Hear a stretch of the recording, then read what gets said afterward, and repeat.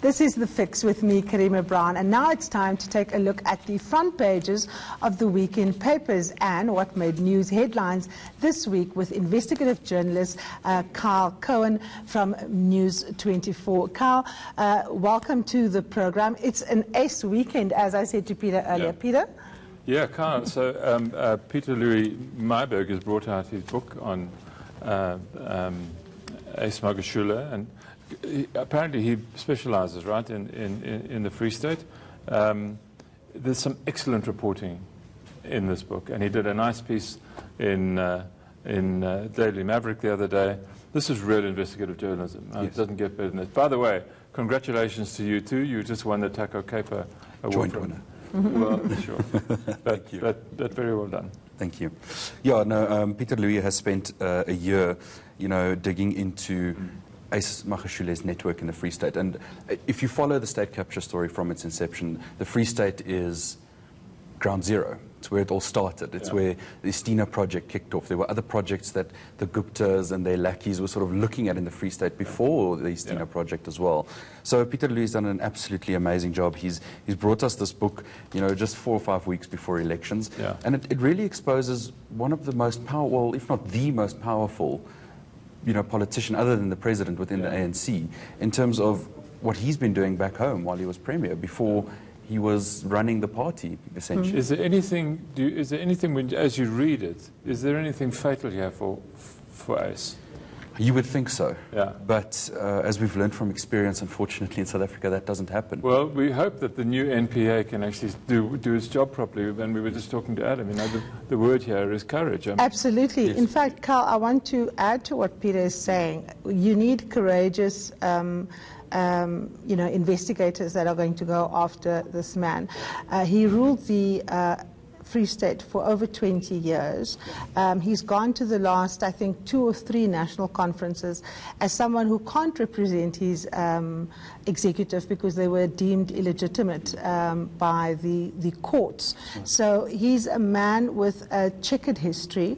But what I found really interesting is the meticulous detail that is in the story. Give us 1 or 2 examples of what Peter Louis is saying. What can people expect when they're reading these papers that nails Ace in a way that, say, other politicians aren't being nailed? Because I think that's important. Yeah, so there are 2 very key things that pop up for me, and this is a tea with Atul Gupta and Saxonwold is one of the straps on the Sunday Times front page today. That's very key. He took the Mangaung mayor at that stage, Thabo Manyoni, to go and meet with the Guptas on at least 2 occasions in Saxonwold.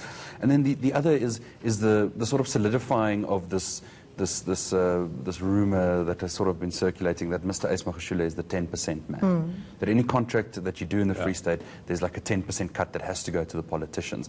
And it's not necessarily saying that Ace enriched himself. Well, I think what the bigger story is, and this is what we're seeing with Bosasa, we're seeing this with other individuals as well, the money's going back to the party. Some of it, at least, is going back to the party, and I think that's exceptionally important. A while ago, the former Treasurer General of the ANC, Dr. William Keys, actually told me that, we do not accept the proceeds of crime, but you do. If you look at it a bit closer, you will see that. In fact, one of the interesting things that it was particularly interesting for me when you say go back to the party, because we've also known that this party is at war with itself, right? So Mr. Magashule, for example, instructs somebody to pay for university fees of individuals at university, and also for the overseas studies of one of the court officials. I'm not sure if it's a magistrate or a judge. Yes. And of course, that was the person that SARS wanted to bring to SARS. So you see this kind of ring going around. But the reason why I'm talking about the students is, of course, that in the factional battles of the African National Congress, you will always see, Peter, when a leader's in trouble, they go to the students first. Sure. And you can see here now why, because there's a direct link between patronage of some of the leadership of these organizations and, of course, the political positions that student formations take. Definitely, and all of our leaders almost now, they have their start in student politics. It's really ground zero of where this happens, and also it's much easier to mobilize young people into we saw it with Fees Must Fall. We still have to interrogate exactly why that came about, really. And this is very interesting. You know, Ace has strong links with the university students. You'll know that he sent a bunch of students from the Free State over to Cuba to study. And it's very correct what you're saying. And it's actually a very interesting point. I think that we need to look into that a lot deeper to understand, are our future leaders being trained by people like Ace Magashule? Are we passing on these political ways, these dodgy, dark, murky political ways to our future leaders? It's something I think we need to take a look at. Absolutely. Carl, just look at, if you can, Andile Ramaphosa's piece. It's on the second section of the Sunday Times. If you've got it with me.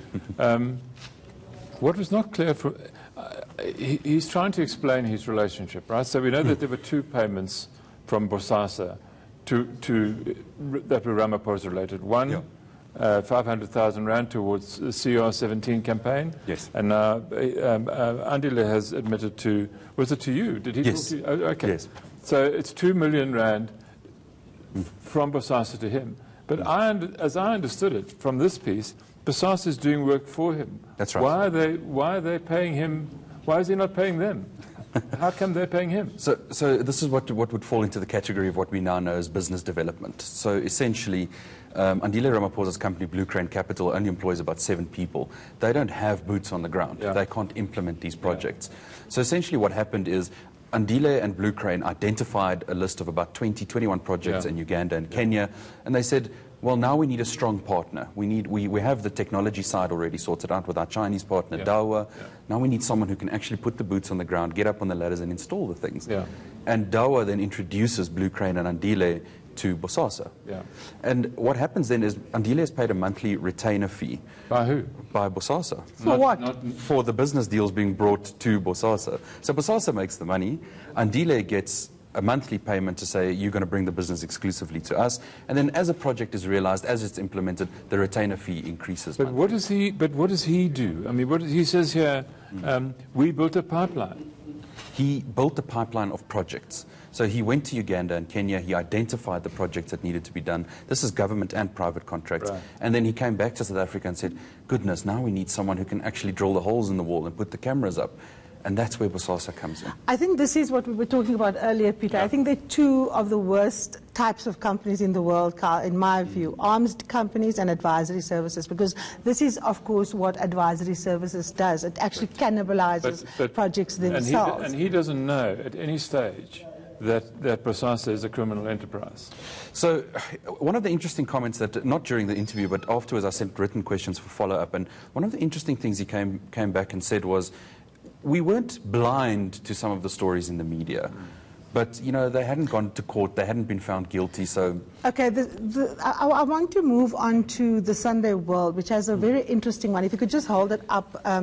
It caught my eye because it deals, of course, with the issue around VBS. That's right. Which takes us back to people having links with not just one political party, but several political parties. We know the EFF is deeply implicated. You know, what do you make of it? This is interesting. You know, we're starting to see the news close a little bit. As I'm sure the viewers are well aware, VBS, about 2 billion rand went missing out of that enterprise, and it was through very select individuals. So the Sunday World story today is very interesting. There are missing assets. There's a Ferrari that is being hidden somewhere, and then there's a 7 million rand mansion in Honeydew that's going to be auctioned on Tuesday. So if you've got a couple of million lying around, I would suggest you go, and it's a very nice looking house.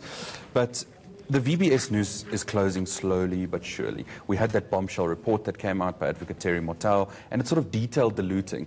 So my understanding of what's happened is that investigators in the meantime have gone and said, okay, so now that we've got the main characters, let's see who benefited, who were the ultimate beneficiaries behind this looting. Where did the money end up? And I'm hoping, Peter, that Shamila Batoy takes your advice and goes after them, because the evidence is absolutely clear. Terry Mortau has done the work. I mean, the lawyers have got all the bank statements. I mean, it's not rocket science, this thing. You know, it's all there. Absolutely. Thank you, gentlemen. That's it for us this week. Goodbye.